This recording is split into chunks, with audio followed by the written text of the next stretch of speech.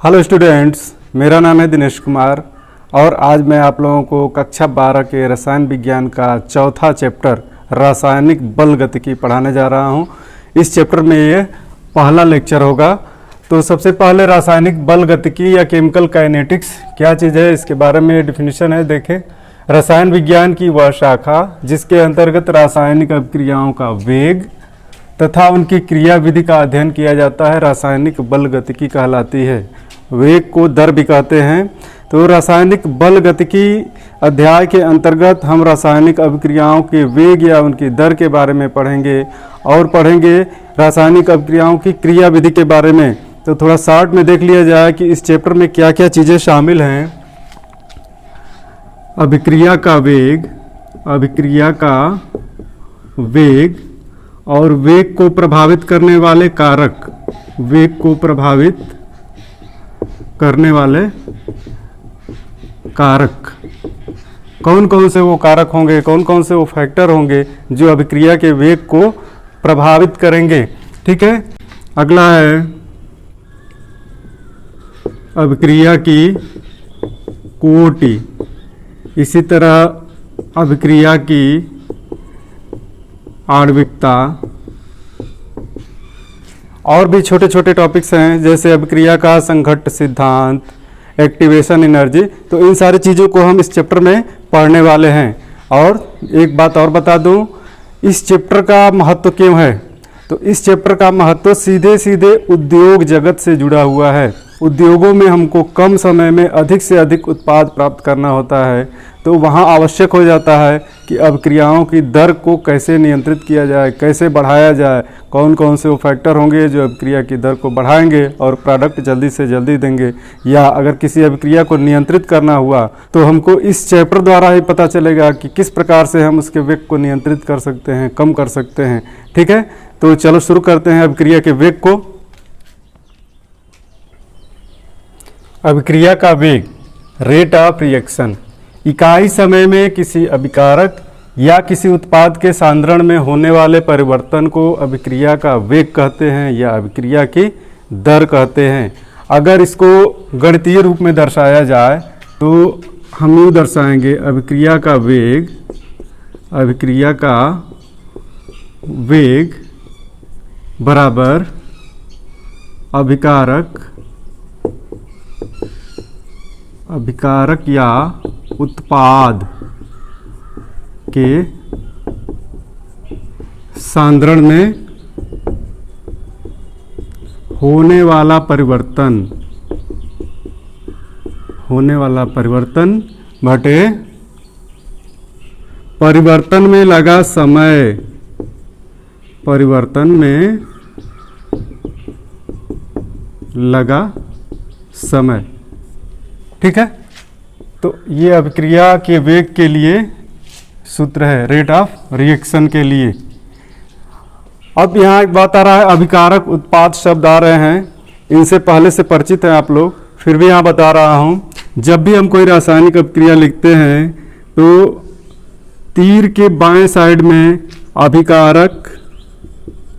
अभिकारक या इसको कहते हैं क्रियाकारक या रिएक्टेंट। ठीक है, और तीर के दाहिने साइड लिखते हैं हम उत्पाद या फिर इसको क्रियाफल भी कहते हैं या प्रोडक्ट। तो ये याद रहेगा, हमेशा आप लोगों को याद रखना है कि तीर के बाएं साइड अभिकारक होते हैं और तीर के दाहिने साइड उत्पाद होते हैं। कौन कौन से अभिकारक मिल करके कौन से उत्पाद बना रहे हैं। ठीक है, अब अभिक्रिया वेग का मात्रक हम यहीं देख लेते हैं क्या होगा।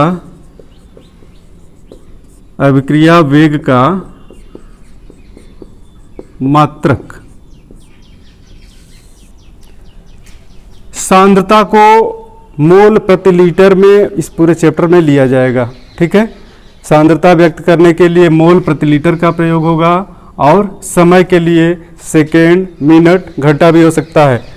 तो अभिक्रिया वेग का मात्रक क्या होगा, मोल प्रति लीटर प्रति सेकेंड। अगर समय सेकेंड में लिया गया है तो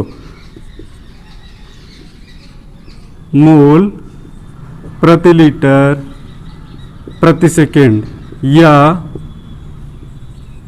मोल प्रति लीटर प्रति मिनट या मोल प्रति लीटर प्रति घंटा।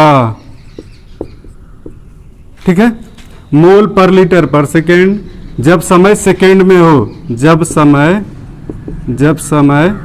सेकेंड में हो।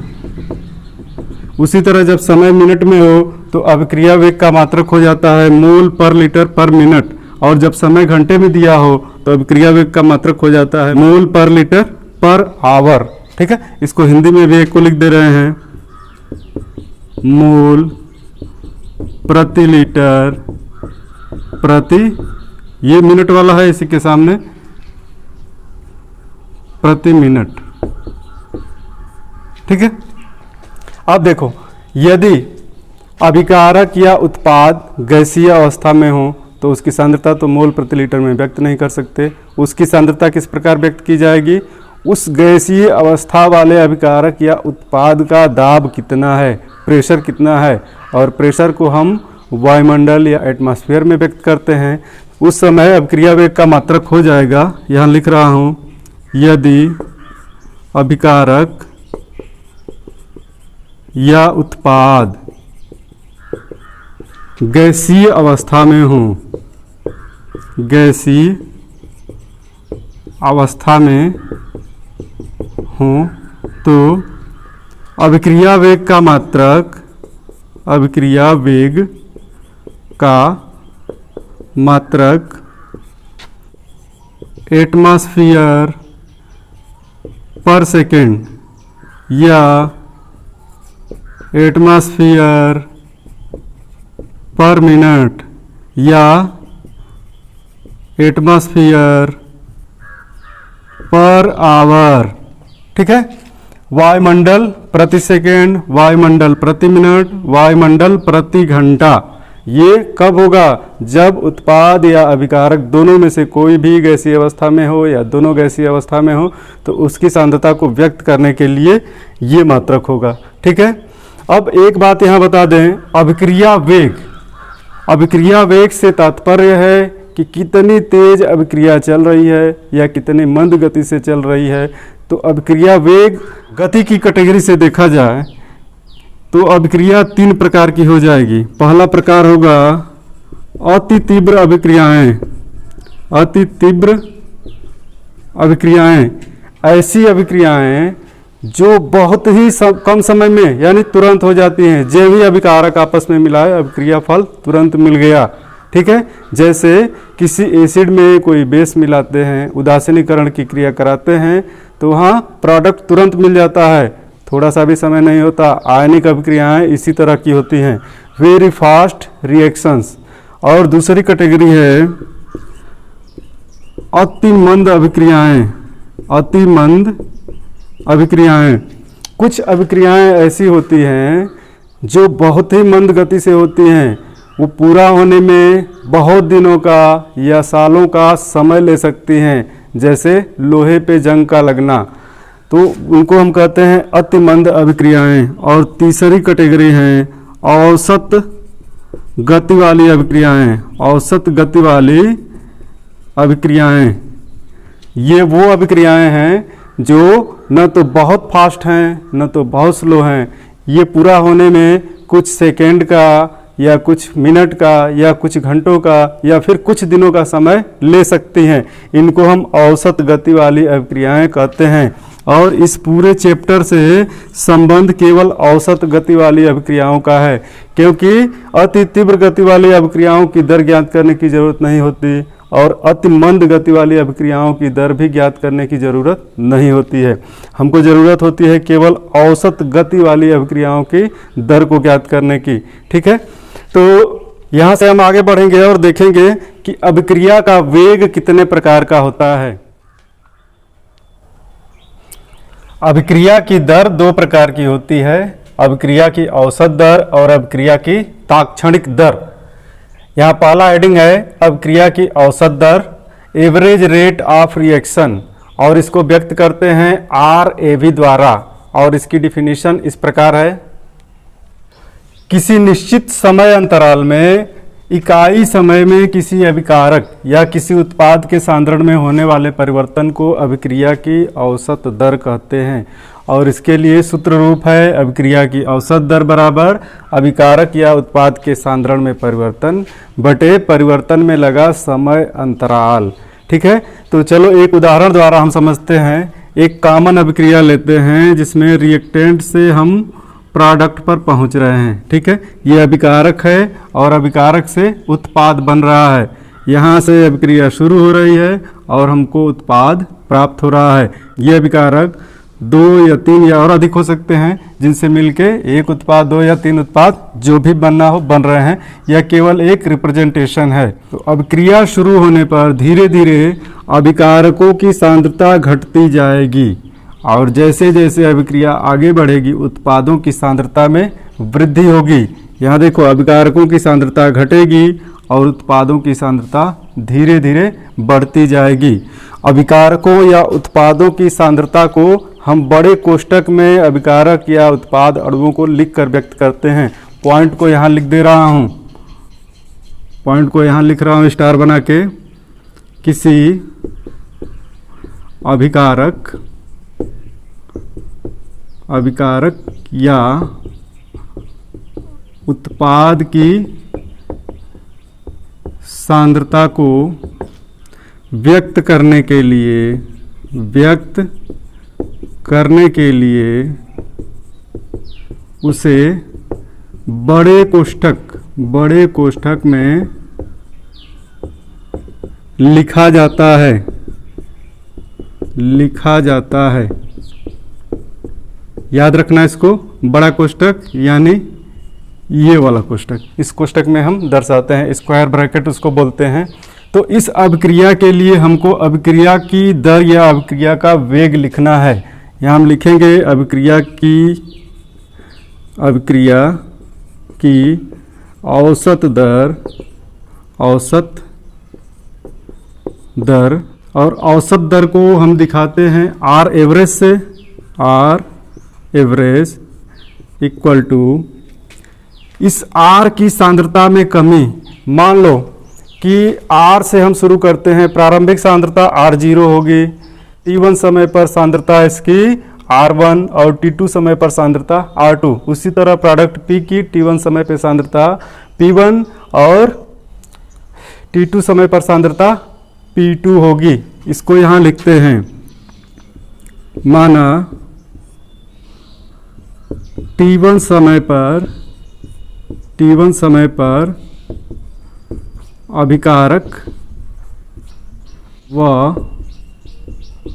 उत्पाद की सांद्रता क्रमशः R1 व P1 है। देखो यहाँ अभिकारक को स्क्वायर ब्रैकेट में दर्शाया तो ये अभिकारक की सांद्रता बता रहा है। यहाँ उत्पाद को स्क्वायर ब्रैकेट में दर्शाया, ये उत्पाद की सांद्रता बता रहा है। इसी प्रकार तथा T2 समय पर अभिकारक व उत्पाद की सांद्रता क्रमशः R2 व P2 है। अब इससे हम आगे बढ़ेंगे। अभिक्रिया की औसत दर को हम दिखाएंगे तो R की सांद्रता में कमी होगी और P की सांद्रता में वृद्धि होगी। R average equal to delta R बटे डेल्टा T के रूप में दिखाएंगे। और यहाँ सांद्रता में कमी हो रही है तो उस कमी को हम दिखाएंगे माइनस द्वारा। यहाँ डेल्टा R क्या है? अभिकारक के सांद्रण में परिवर्तन और यह परिवर्तन में लगा समय अंतराल। उसी तरह अगर अभिक्रिया की दर को उत्पाद के रूप में यहाँ लिखें तो ये हो जाएगा डेल्टा P इसका सांद्रण बटे डेल्टा T। ये डेल्टा आर और डेल्टा पी कहाँ से आ गए, इसको हम बता रहे हैं। यहाँ ध्यान दो, T1 समय पर अभिकारक व उत्पाद की सांद्रता R1 व P1 है और वही T2 समय पर अभिकारक उत्पाद की सांद्रता R2 व P2 है। तो यहाँ समय अंतराल क्या दिख रहा है, समय अंतराल। इसलिए समय अंतराल बराबर T2 माइनस T1 बराबर डेल्टा T। अंतिम समय ऋण प्रारंभिक समय बराबर यही डेल्टा T हो गया। ठीक है, और यहाँ से देखो ये अभिकारक की प्रारंभिक सांद्रता है T1 समय पर और यह बाद की सांद्रता है T2 समय पर। तो अभिकारक की सांद्रता में परिवर्तन कितना आ रहा है, अभिकारक की सांद्रता में परिवर्तन क्या होगा, delta R equal to R2 minus R1 के। ठीक है, R2 की सांद्रता ऋण R1 की सांद्रता, यहाँ से डेल्टा आर हम निकाले, ये डेल्टा आर है। उसी तरह उत्पाद की सांद्रता में परिवर्तन बराबर, इसको हम दिखाएंगे डेल्टा P द्वारा और इसको स्क्वायर ब्रैकेट में equal to P2 minus P1। उत्पाद की अंतिम सांद्रता ऋण उत्पाद की प्रारंभिक सांद्रता, ये होगा डेल्टा P के बराबर। ठीक है, अब इस इक्वेशन से एक और निष्कर्ष निकलता है, उस निष्कर्ष को यहाँ समझने का प्रयास कीजिए आप।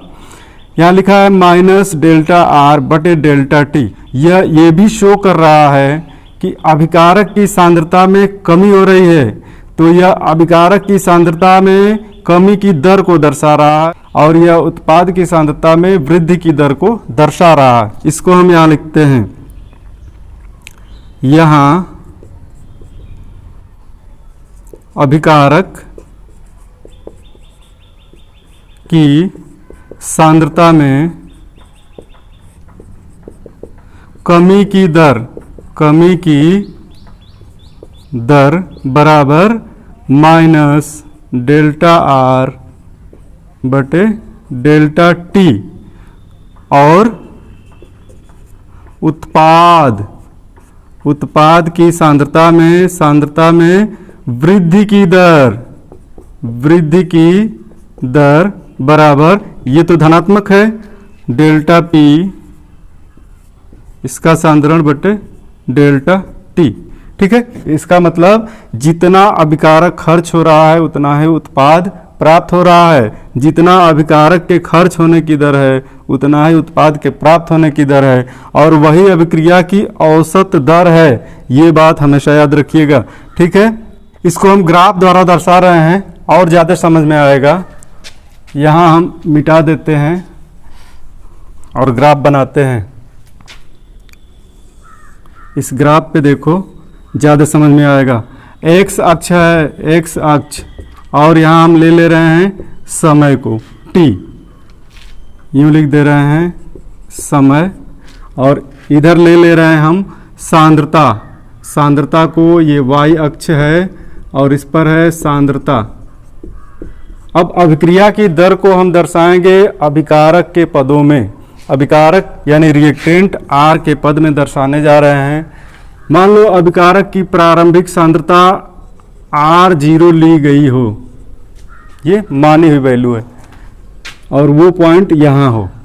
यहाँ अभिकारक की सांद्रता धीरे धीरे घटते घटते क्या होगी, 0। और ये समय देखो, यहाँ पे समय भी 0 होगा। जैसे जैसे एक्स अक्ष पे आगे बढ़ेंगे समय बढ़ता जाएगा। अब अभिकारक जो भी रिएक्शन शुरू होती है, अभिकारक क्या होता है, घटना प्रारंभ कर देता है और ये घटते घटते यूँ ग्राफ मिलता है हमको। ठीक है, हमको औसत दर ज्ञात करनी है अभिक्रिया की। हमको 2 समय चुनना है। जैसे यहाँ हमने T1 और T2 दर्शाया है, T1 और T2 यहाँ पे दर्शाया हुआ है, तो इसी प्रकार T1 T2 को हम अब ग्राफ पे दर्शाने जा रहे हैं। मान लो कि किसी समय T1 पर, ये टाइम T1 है, इस अक्ष पे ये टाइम T1 है, इस समय पे अभिकारक की सांद्रता घट करके हमको मिल गई है R1 के बराबर। ठीक है, दूसरे समय हम T2 पर देखते हैं, एक दूसरा समय चुनते हैं, यह T2 है और यहाँ पे हम देख रहे हैं कि अभिकारक की सांद्रता घटकर R2 हो गई है। ठीक है, अब क्या करेंगे, ये अंतराल जो हमको दिख रहा है, ये अंतराल, इसी को कहेंगे डेल्टा T, और ये अंतराल जो दिख रहा है, ये अंतराल, इसी को हम कहेंगे डेल्टा R, अभिकारक की सांद्रता में परिवर्तन। अब अभिकारक की सांद्रता में परिवर्तन को हम R2 माइनस R1 से दर्शाए हैं ना, R2 माइनस R1, और R2 क्या है, R1 से तो कम दिख रहा है, क्योंकि जैसे जैसे हम नीचे आ रहे हैं इसकी मात्रा कम हो रही है, तो R2 R1 से कम है और इसमें से घटाना है हमको अधिक वैल्यू R1 को, तो ये तो निगेटिव आएगा ही डेल्टा R। इसीलिए अभिक्रिया की दर को अभिकारक के सांद्रण के पदों में माइनस द्वारा दर्शाया जाता है, माइनस चिन्ह द्वारा दर्शाया जाता है। अब हमको अभिक्रिया की औसत दर लिखना होगा, तो यहाँ से अभिक्रिया की औसत दर इस प्लॉट के लिए हम लिखेंगे R एवरेज, अभिक्रिया की औसत दर बराबर यहाँ से क्या मिलेगा, डेल्टा R सांद्रण बटे डेल्टा T। और डेल्टा R कैसे बना है, डेल्टा R बना है R2 माइनस R1 से, और डेल्टा T यहाँ बना है T2 माइनस T1 से। ठीक है, तो यहाँ अभिक्रिया की औसत दर समझ में आ गई होगी ग्राफ द्वारा कि औसत दर किसे कहते हैं। इतना सांद्रण कम होने में लगा समय अंतराल, और जितना समय लगा है ये, इससे हम भाग करा देते हैं, उसी को अभिक्रिया की औसत दर कहते हैं। ठीक है, अब हम अगले पॉइंट पे चलेंगे, अभिक्रिया की तात्क्षणिक दर, और इसी ग्राफ पे समझेंगे कि अभिक्रिया की तात्क्षणिक दर क्या है। इसके पहले अभिक्रिया की तात्क्षणिक दर को लिख ले रहा हूं। अभिक्रिया की दर का दूसरा प्रकार है अभिक्रिया की तात्क्षणिक दर, इंस्टेंटेनियस रेट ऑफ रिएक्शन, और इसको दर्शाते हैं हम R इंस्टेंट द्वारा। ठीक है, किसी निश्चित क्षण पर अभिकारक या उत्पाद के सांद्रण में होने वाले परिवर्तन को अभिक्रिया की तात्क्षणिक दर कहते हैं। और यहाँ भी एक हम एग्जाम्पल ले रहे हैं, अभिक्रिया का रिएक्टेंट से प्रोडक्ट बन रहा है। इसके लिए हम अभी अभी देखें औसत दर को कैसे लिखते हैं। यहाँ देखेंगे कि इस अभिक्रिया के लिए तात्क्षणिक दर को कैसे लिखते हैं। यहाँ अभिक्रिया की तात्क्षणिक दर R instant equal to dR का सांद्रण बटे dt। यहाँ d बहुत ही कम अंतर को दर्शा रहा है, यहाँ भी d बहुत कम अंतर को दर्शा रहा है। जो हमने डेल्टा यहाँ देखा है ये ज़्यादा अंतर है, और यहाँ d बहुत कम अंतर को दर्शाएगा। और इसको आगे बढ़ाते हैं और प्रोडक्ट के पदों में लिखते हैं, बराबर d P बटे dt। ठीक है, ये वैल्यू घट रही है, ये वैल्यू बढ़ रही है, तो ये वैल्यू पॉजिटिव होगी जो वैल्यू बढ़ेगी, और जो वैल्यू कम हो रही है वो क्या होगी, नेगेटिव होगी। ठीक है, तो रिएक्टेंट के पदों में जैसे हमने पिछली बार दर्शाया है कि अभिक्रिया की दर क्या होगी, नेगेटिव, और प्रोडक्ट के पदों में पॉजिटिव होगी। इससे जो निष्कर्ष दूसरा निकल रहा है उसको यहाँ हम लिख दे रहे हैं, अभिकारक के सांद्रण में कमी माइनस dR बटे dt, और उत्पाद के सांद्रण में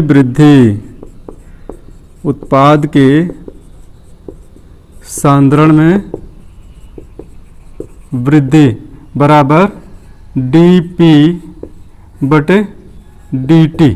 ठीक है, तो इस तरह से हम अभिक्रिया की तात्क्षणिक दर को दिखाते हैं।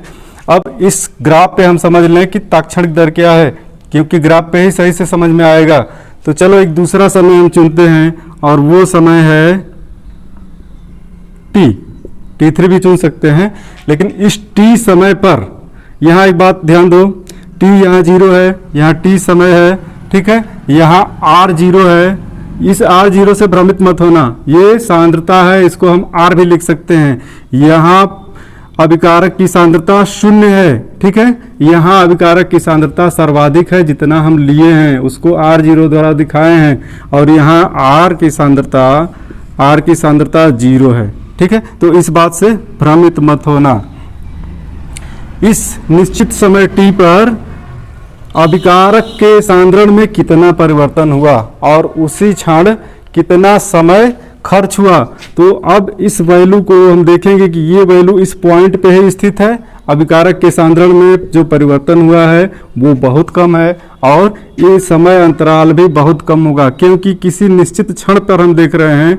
तो इसको हम कहते हैं अभिक्रिया की तात्क्षणिक दर, R instantaneous equal to d R का सांद्रण बटे डी टी बराबर डी पी का सांद्रण बटे डी पी डी टी, ठीक है। अब इस वैल्यू को, इस पॉइंट को कैसे ज्ञात किया जाए, उसके लिए यहाँ स्पर्श रेखा खींची जाती है और समकोण बना के इस स्लोप का वैल्यू ज्ञात करते हैं, और इस स्लोप के वैल्यू से हम डी आर बटे डी टी या फिर डी पी बटे डी टी का कैलकुलेशन करते हैं, ठीक है। तो अब अगले लेक्चर में हम वास्तविक उदाहरण लेंगे, जैसे यहाँ आभासी उदाहरण लिया था रिएक्टेंट और प्रोडक्ट। अब वास्तविक अभिक्रियाओं को लेंगे और उनमें देखेंगे कि अभिक्रिया की दर को कैसे लिखते हैं, या अभिकारक के सांद्रण में होने वाले परिवर्तन की दर को कैसे दर्शाते हैं, उत्पाद के सांद्रण में होने वाले परिवर्तन की दर को कैसे दर्शाते हैं, ठीक है। Thank you.